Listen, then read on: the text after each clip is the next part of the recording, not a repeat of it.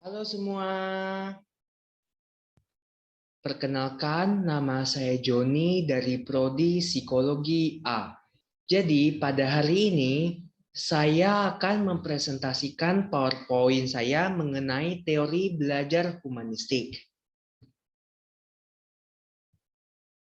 Jadi pada hari ini, pada presentasi kali ini saya akan membahas yang pertama pengertian teori belajar humanistik, selanjutnya tokoh-tokoh teori belajar humanistik, ketiga, implikasi teori belajar humanistik, dan yang terakhir, aplikasi teori belajar humanistik. Kita masuk yang pertama, yaitu pengertian teori belajar humanistik. Jadi, secara umum pengertian teori belajar humanistik adalah kegiatan jasmani dan rohani yang dirancang untuk memaksimalkan proses perkembangan.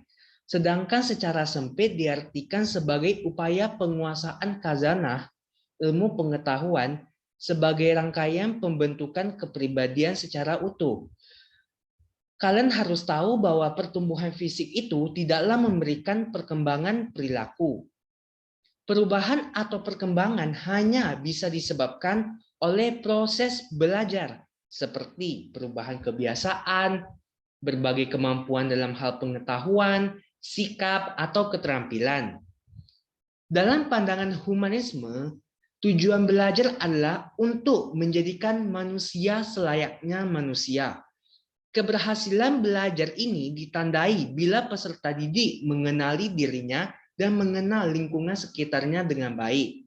Humanisme meyakini pusat belajar ada pada peserta didik dan pendidik berperan hanya sebagai fasilitator.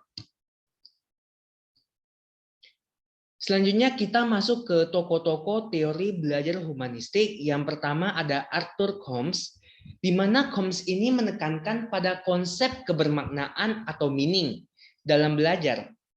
Belajar terjadi bila mempunyai arti bagi si individunya. Menurut Combs, guru itu tidak bisa memaksakan materi yang tidak disukai atau tidak relevan dengan kehidupan mereka. Apabila anak tidak bisa dalam matematika atau sejarah, itu bukan karena mereka bodoh, tapi karena mereka merasa enggan dan terpaksa untuk mempelajarinya. Juga karena mereka sebenarnya tidak ada alasan penting untuk mempelajarinya. Combs menambahkan juga bahwa perilaku buruk itu sebenarnya tak lain hanyalah dari ketidakmampuan seseorang untuk melakukan sesuatu yang tidak akan memberikan kepuasan baginya. Combs memberikan gambaran persepsi diri dan dunia seseorang seperti dua lingkaran, besar dan kecil, yang berpusat pada satu titik. Jadi lingkaran kecil ini adalah gambaran dari persepsi diri, dan lingkaran besar ini adalah persepsi dunia. Makin jauh peristiwa-peristiwa itu dari persepsi diri, akan makin berkurang pengaruhnya terhadap perilaku individu. Jadi hal-hal yang mempunyai sedikit hubungan dengan diri kita akan makin mudah untuk dilupakan. Selanjutnya adalah Abraham Maslow. Jadi Maslow ini adalah seorang psikolog yang oleh banyak pihak digelari sebagai bapak psikologi humanistik. Berkat teori hierarki kebutuhan yang dicetuskannya, namanya menjadi populer. Teori kebutuhan adalah pemikiran kesehatan rohani berdasarkan pemenuhan kebutuhan alami manusia guna pengaktualisasian diri. Maslow ini terkenal sebagai bapak aliran psikologi humanistik karena ia yakin bahwa manusia itu berperilaku guna mengenal dan mengapresiasi dirinya sebaik-baiknya. Teori yang termasyhur hingga saat ini yaitu teori hierarki kebutuhan. Menurutnya, manusia itu terdorong guna mencukupi kebutuhannya. Kebutuhan-kebutuhan itu mempunyai level dari yang paling dasar hingga level tinggi. Menurut hierarki kebutuhan Maslow, pemuasan kebutuhan seseorang itu dimulai dari yang terendah, yaitu yang pertama fisiologis, kedua rasa aman, ketiga cinta dan rasa ingin memiliki, empat harga diri, dan yang kelima yang terakhir dan yang paling tinggi, aktualisasi diri. Di sini kita dapat lihat piramida hierarki kebutuhan Maslow. Yang paling dasar terdapat kebutuhan fisiologis. Jadi kebutuhan fisiologis ini terdiri dari kebutuhan pokok yang bersifat mendasar. Udara, makanan, minuman, tempat berteduh, pakaian, dan tidur. Kebutuhan tersebut biasanya itu paling kuat dan memaksa, sehingga harus dicukupi terlebih dahulu untuk beraktivitas sehari-hari. Ini menandakan bahwa dalam pribadi seseorang yang merasa serba kekurangan dalam kesehariannya, besar kemungkinan bahwa dorongan terkuat yang ia butuhkan waktu itu adalah kebutuhan fisiologis. Selanjutnya adalah kebutuhan akan rasa aman. Sesudah kebutuhan fisiologis sudah tercukupi, maka timbullah kebutuhan akan rasa aman. Manusia yang beranggapan tidak berada dalam keamanan membutuhkan keseimbangan dan aturan yang baik serta berupaya menjauhi hal-hal yang tidak dikenal dan tidak diinginkan. Kebutuhan rasa aman menggambarkan kemauan mendapatkan keamanan akan upah-upah berupa uang yang ia peroleh dan guna menjauhkan dirinya dari ancaman, kecelakaan, kebangkrutan, sakit, serta mara bahaya. Selanjutnya, yang ketiga adalah kebutuhan untuk diterima. Jadi sesudah kebutuhan fisiologis dan rasa aman tercukupi, maka fokus individu mengarah pada kemauan akan mempunyai teman, rasa cinta dan rasa diterima. Sebagai makhluk sosial, seseorang akan bahagia bila mereka itu disukai, serta berupaya mencukupi kebutuhan bersosialisasi saat di lingkungan kerja. Selanjutnya adalah kebutuhan untuk dihargai. Pada tingkat selanjutnya ini, terlihat kebutuhan untuk dihargai atau biasanya juga disebut dengan kebutuhan ego. Kebutuhan tersebut berkaitan dengan keinginan guna mempunyai kesan positif, serta mendapat rasa diperhatikan, diakui, serta penghargaan dari sesama manusia. Selanjutnya, yaitu tingkatan yang paling tinggi adalah kebutuhan aktualisasi diri. Kebutuhan-kebutuhan tersebut merupakan kebutuhan akan pemenuhan diri pribadi, termasuk level kebutuhan teratas. Kebutuhan tersebut diantaranya yaitu kebutuhan akan perkembangan bakat dan potensi yang ada pada diri sendiri, memaksimalkan kecakapan diri, serta menjadi insan yang unggul. Harus kalian ketahui bahwa meskipunlah seorang individu itu telah memenuhi hierarki kebutuhan Maslow ini, tetap saja masih ada kemungkinan bahwa dirinya akan diliputi oleh emosi yang tidak puas. Ketidakpuasan ini ternyata berasal dari dorongan dirinya yang terdalam, karena merasa ada kualitas ataupun potensi pada dirinya yang masih belum teraktualisasikan. Jadi pada intinya seorang individu itu akan dituntut untuk jujur terhadap semua potensi dan sifat yang ada pada dirinya. Dan tokoh teori yang ketiga adalah Carl Rogers. Jadi menurut Rogers, penyebab dari kecemasan psikologis adalah inkongruensi, atau pada saat diri ideal seseorang itu tidak cukup bertumpukan dengan konsep dirinya, atau pada saat diri ideal seseorang individu tidak cukup untuk berpijak terhadap konsep dirinya. Dan inkongruensi ini dapat dipresentasikan melalui tujuan-tujuan yang seseorang pilih untuk diraihnya.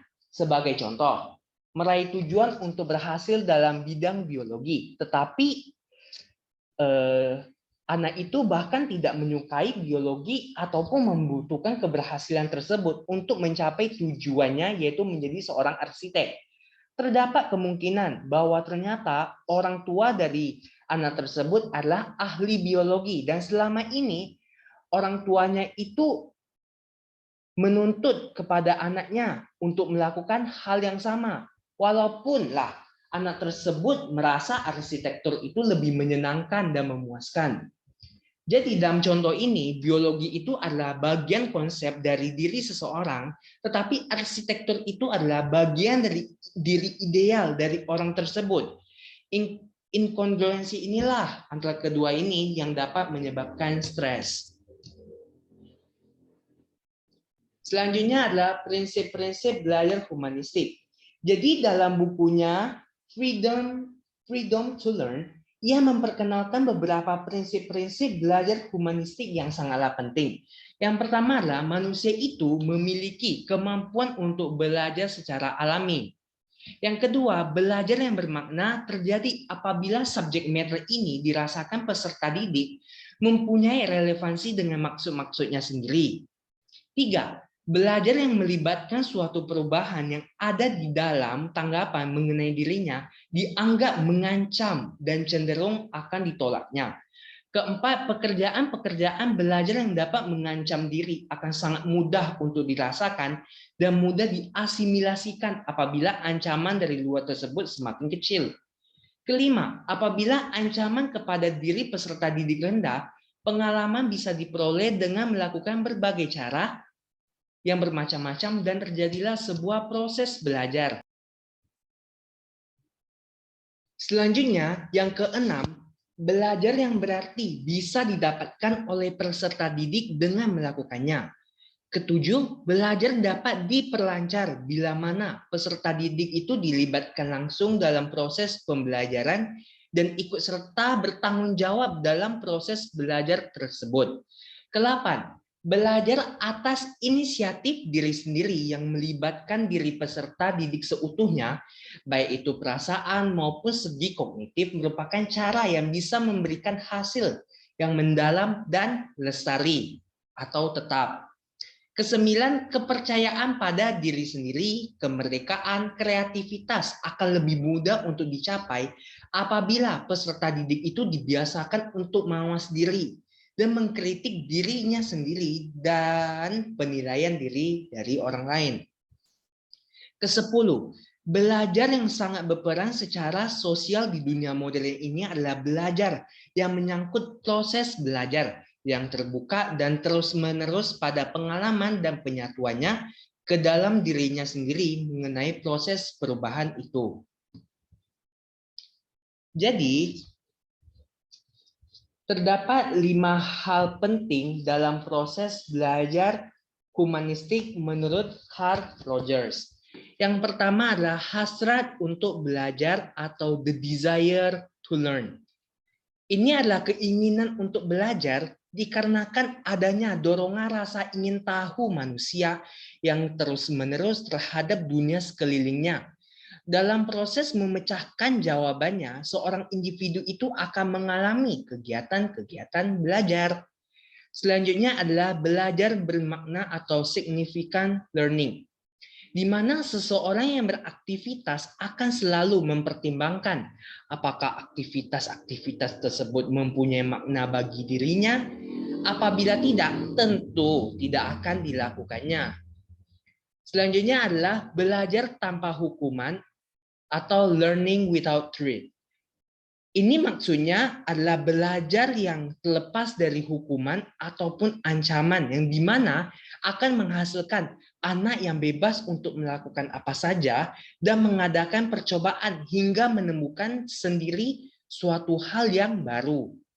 Selanjutnya adalah belajar dengan inisiatif sendiri, di mana menunjukkan tingginya motivasi internal yang dimilikinya. Siswa yang banyak berinisiasi akan mampu untuk memandu dirinya sendiri, menentukan pilihannya sendiri, dan berusaha mempertimbangkan sendiri hal-hal yang baik untuk dirinya.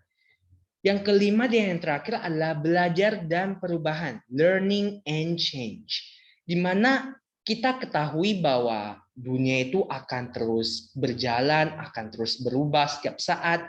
Karena itu, peserta didik harus belajar untuk dapat menghadapi serta menyesuaikan kondisi dan situasi yang akan terus berubah.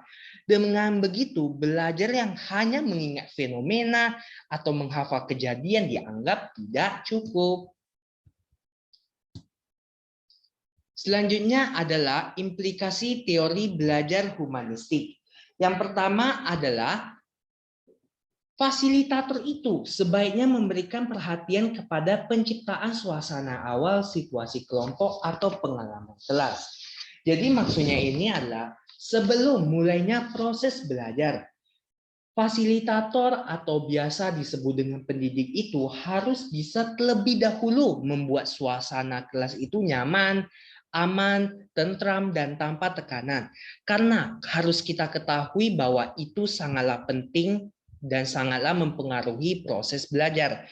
Karena seringkali terjadi kan, pendidik, guru baru saja masuk kelas, murid-murid itu udah ngerasa tidak nyaman, ketakutan, gemetaran, gugup, dan sampai-sampai ada juga yang sakit perut. Kedua adalah fasilitator itu harus membantu untuk memperoleh dan memperjelas tujuan-tujuan perorangan di dalam kelas dan juga tujuan-tujuan kelompok yang bersifat umum. Maksudnya ini adalah pasti setiap murid itu di dalam proses belajar itu pasti memiliki alasan dan tujuannya masing-masing. Kenapa sih mereka mau mengikuti proses belajar tersebut? Karena itu, fasilitator itu harus bisa membantu murid-murid tersebut untuk mencapai tujuan-tujuannya. Ketiga, dia mempercayai adanya keinginan dari masing-masing siswa untuk melaksanakan tujuan-tujuan yang bermakna bagi dirinya sebagai kekuatan pendorong yang tersembunyi di dalam belajar yang bermakna tadi. Seperti yang tadi saya bilang di 5 hal penting ini, di belajar bermakna ini, sama halnya juga bahwa setiap murid itu memiliki tujuan-tujuan yang ingin mereka capai. Jadi apabila dia merasa bahwa kegiatan yang dia lakukan selama proses belajar itu kan tidak mendukung tujuannya ataupun tidak bermakna bagi dirinya, maka tentunya pasti kan bahwa ia tidak akan melakukan kegiatan tersebut. Keempat, dia mencoba mengatur dan menyediakan sumber-sumber untuk belajar yang paling luas dan mudah dimanfaatkan para siswa untuk membantu mencapai tujuan mereka. 5. Dia menempatkan dirinya sendiri sebagai suatu sumber yang fleksibel untuk dapat dimanfaatkan oleh kelompok. Selanjutnya yang keenam, di dalam menanggapi ungkapan-ungkapan di dalam kelompok kelas dan menerima baik isi yang bersifat intelektual dan sikap-sikap rasa Anda mencoba untuk menanggapi dengan cara yang sesuai baik bagi individual ataupun bagi kelompok. Yang ketujuh, bila mana cuaca penerima kelas telah mantap, fasilitator akan berangsur-angsur dapat berperan sebagai seorang siswa yang turut berpartisipasi sebagai seorang anggota kelompok ataupun siswa lainnya dan turut menyatakan pandangannya sebagai seorang individu seperti siswa yang lainnya. Jadi setelah segala kondisi lah di dalam kelas itu telah nyaman dan mantap, maka fasilitator akan mencoba untuk berperan sebagai seorang murid yang akan ikut membantu murid lainnya dalam proses belajar. Bisa seperti memberikan pendapatnya. Kedelapan, dia akan mengambil prakarsa untuk ikut serta dalam kelompok. Perasaannya dan juga pikirannya dengan tidak menuntut dan juga tidak memaksakan, tetapi sebagai suatu andil secara pribadi yang boleh saja digunakan ataupun ditolak oleh siswa. Yang kesembilan, dia harus tetap waspada terhadap ungkapan-ungkapan yang menandakan adanya perasaan yang dalam dan kuat selama belajar. Dan yang kesepuluh yang terakhir, di dalam berperan sebagai seorang fasilitator, fasilitator ini harus mencoba untuk menganalisa dan menerima keterbatasan-keterbatasannya sendiri. Sama seperti kita juga, fasilitator itu juga seorang manusia biasa yang mempunyai kelebihan dan kekurangannya. Jadi seorang pendidik itu harus bisa mengetahui dan menerima segala keterbatasan yang dimilikinya. Karena apabila dia masih belum bisa menerima keterbatasan yang dimilikinya, maka dia tidak akan bisa mensyukuri, mengapresiasi, dan menggunakan kelebihan yang dia miliki dengan baik. Selanjutnya adalah aplikasi teori humanistik terhadap pembelajaran siswa. Jadi pembelajaran berdasarkan teori humanistik ini cocok untuk diterapkan pada materi-materi pembelajaran yang bersifat pembentukan kepribadian, hati nurani, perubahan sikap, dan analisis terhadap fenomena sosial. Indikator dari keberhasilan aplikasi ini adalah siswa menjadi merasa senang, bergairah, berinisiatif dalam belajar, dan terjadi perubahan pola pikir, perilaku, dan sikap atas kemauan mereka sendiri. Teori humanistik ini juga siswa diharapkan menjadi manusia yang bebas, berani, tidak terikat oleh pendapat orang lain, dan mengatur pribadinya sendiri secara bertanggung jawab tanpa mengurangi hak-hak orang lain atau melanggar aturan, norma, disiplin, atau etika yang berlaku. Jadi pada teori humanistik ini juga ada dibilang ciri-ciri guru yang baik dan yang kurang baik. Guru yang baik yang menurut teori ini adalah guru yang memiliki rasa humor, adil, menarik, lebih demokratis, mampu berhubungan dengan siswa dengan mudah dan wajar, ruang kelas lebih terbuka dan mampu menyesuaikan pada perubahan. Sedangkan guru yang kurang baik adalah guru yang memiliki rasa humor yang rendah, mudah menjadi tidak sabar, suka melukai perasaan siswa dengan komentar yang menyakitkan, bertindak agak otoriter, dan kurang peka terhadap perubahan yang ada. Baiklah, setelah berbagai penjelasan yang telah saya sampaikan, akhirnya kita ada di penghujung presentasi. Di sini saya akan memberikan kesimpulan yang dapat saya ambil pada materi saya ini. Jadi belajar humanistik itu mempunyai tujuan untuk memanusiakan manusia. Harus kalian ketahui, pada belajar humanistik ini, peserta didik ini akan dihadapkan pada target untuk meraih tingkat aktualisasi diri mereka semaksimal mungkin yang mereka bisa. Baiklah, setelah presentasi saya yang panjang, saya mengucapkan terima kasih sebanyak-banyaknya dan mohon maaf apabila di dalam presentasi saya masih ada kekurangan baik dari PowerPoint-nya ataupun presentasinya, dan mohon maaf apabila ada kata-kata saya maupun perbuatan saya yang menyinggung hati kalian, hati teman-teman. Saya akhiri. Sampai jumpa. Bye-bye.